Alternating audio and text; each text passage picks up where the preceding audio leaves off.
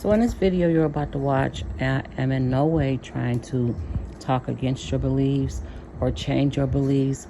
My intent is to open your eyes up to something different or something that may actually be true. And so I'm asking you to keep an open mind, listen close, pay attention, and please leave a comment.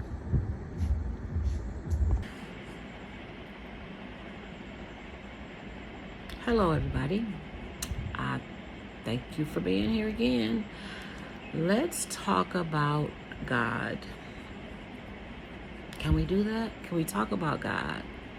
So, in this world, and if you make a nasty comment, I'm going to delete it, because everybody has a right to their opinion. Everybody has a right to their beliefs. And some people were brought up believing different things. And if mama said it and grandma said it, it's gold. So let's talk about God. Let's talk about the one up in the sky that we've never seen. We've never heard his voice. We can communicate with a spirit. We've never seen him. We've never heard his voice. We can't smell him. He doesn't have a scent or fragrance. Like, you can smell grandma, or you can, you know how mom's purses have a smell to it, tobacco, peppermints, or whatever. He has none of that. We've never touched him. We don't know if he really exists, but we've been told to believe in something, and to believe, I'm gonna call it an entity, because I don't know what else to say. We've been taught to believe in this entity that is going to save us and help us and bless us and give us housing and money and cars and food and all of that stuff, right? I get that. Hear me out. In this Bible, the women in the Bible are nothing. We're nothing in the Bible. Even Mary, who birthed Jesus, she's nothing in the Bible. She's nobody special. I remember saying, why don't we honor Mary, Jesus' mother? I was a young person, and the person said she didn't do anything for us to honor her. And I said, what do you mean she didn't do anything? She's Jesus' mother. What does she have to do? She birthed the famous Jesus. And they said, no, Kimberly, she didn't do anything. She just birthed him. Oh, okay. All right, I get it. I hear you. So we're nothing in the Bible. Nothing. We are unclean. We bleed for up to 7 days. Some people probably bleed more, but we're unclean. People are told that we're unclean. We cannot go to the church. We can't go to church after we have our babies, because after we birth you people, we are considered unclean by the body that God created.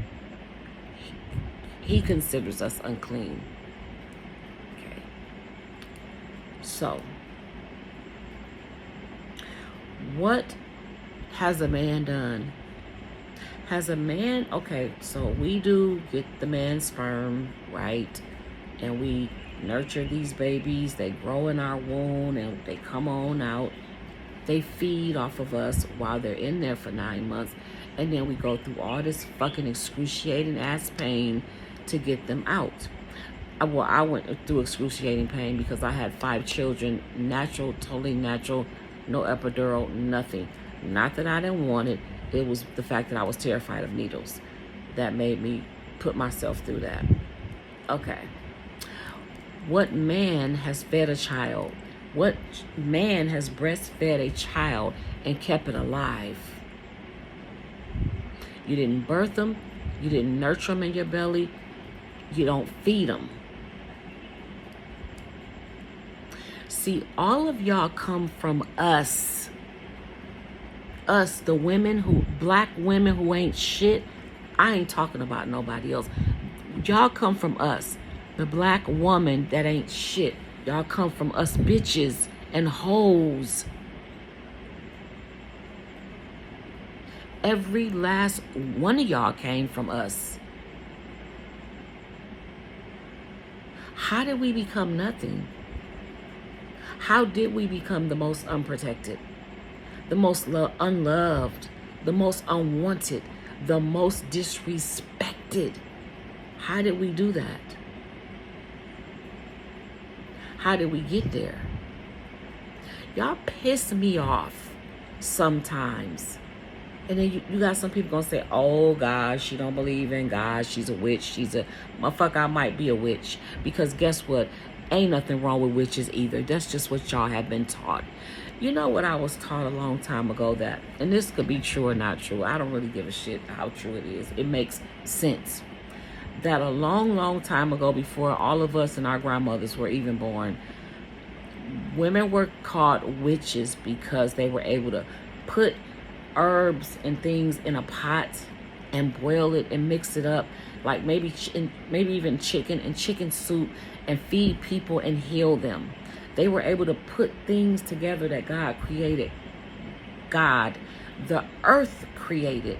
They were able to put things that the earth created into a pot or some hot water or a cup and feed it to us and make us heal from whatever illness or sickness we had. And so they were called witches. That's what I was told when I was probably in my teens. And it made more sense than a lot of shit makes that I've been reading in these books, in these holy books. The Quran's no different. I just don't speak much on the Quran because I don't know the Quran like I know the Bible. And that's interesting in itself. But yeah, this ain't making no sense to me. Now, I might get a little off track. Y'all know me. Y'all know that's how it works.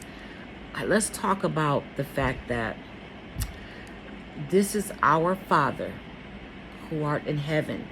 This is first of all, why is he in heaven? Did he pass away? Or I don't really know how that works. And no, I'm not being funny. So our Father who art in heaven, he's watching children be hungry. He's watching us be raped, killed, go hungry, uneducated. He's watching us suffer in so many ways. He's watching innocent children get sexually assaulted. He's watching women get beat up and go through all this domestic violence. And some men too. He's watching our black men he's watching a lot of people get put into prisons. He's watching black people get innocently convicted. Okay, look at the baby. Look at Rodney Hinton's son. Okay. No, I ain't gonna go there. I ain't gonna go there. I'm not gonna do that. This is the same God. This is our same Father. This is our same Father. He's our Father who, like I said before, he watched these white people. He watched these white people come over to Africa, enslave them, rape them, beat them, kill them, and then ship them off to be sold. God watched his children go through that. Why? He's God. He could have stopped. First of all, he's God. He could have totally not let that happen. Also, people gonna say, well, if you read Deuteronomy, it says it in Deuteronomy. Yeah, it says it in the white man's book that the white man wrote. That's what it said. That's the book that is in, the one that the white man wrote.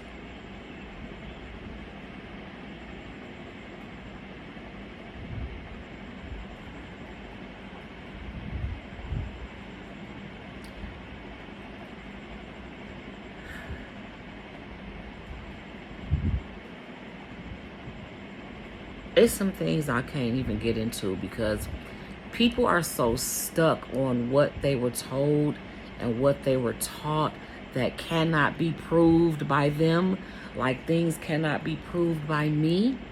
Science doesn't fail. Science never lies. But I can't break this stuff down to y'all. I can't explain it. It ain't my job. It ain't my gift. Like, I don't have that gift to do that.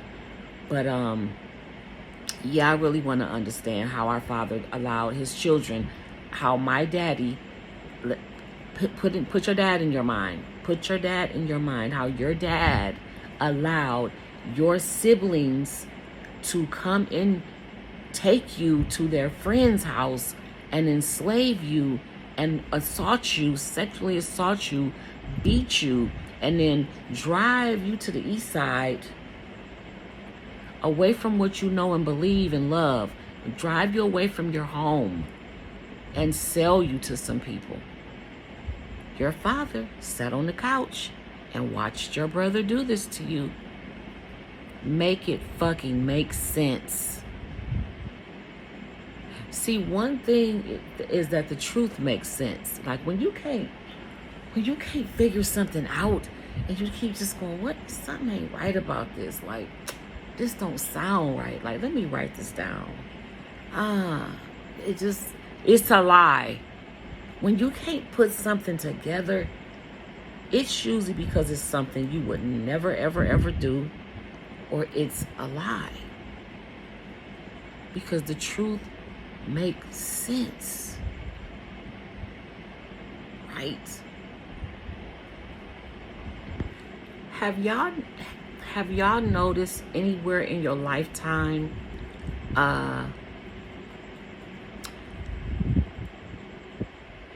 have you noticed anywhere in your lifetime that white people with money, rich white people, wealthy white people, and some poor white people too, a little bit of them, do you know they don't talk about God or Jesus or believe in that? They don't really go to church. They don't even own Bibles. They don't believe in that. What you will see is the poor white people that might go to church and read the Bible. Rich white people don't do that. Most rich, I remember this girl, it was a TV show, and they were pulling out Bibles, and she said, I don't own a Bible. I've never owned a Bible. I've never read a Bible. Like, what is it for? Because the people that follow Jesus and believe in God in the sky are the poor people who need him. The people that's hoping and praying that life will get better. The people that are hoping and praying that life will get better. And it doesn't. It does not. You can even go through a year where everything's fine for you.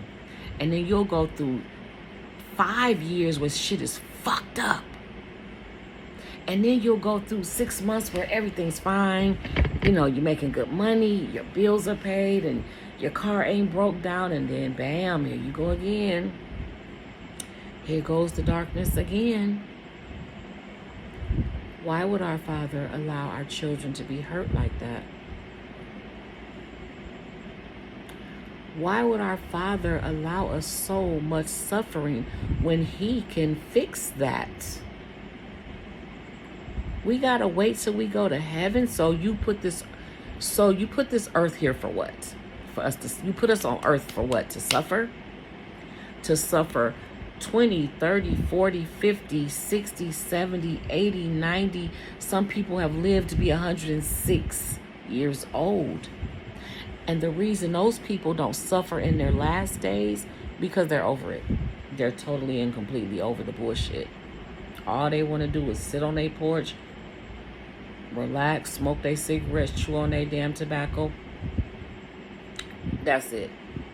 Whatever your thing is, smoke your weed, whatever your thing is.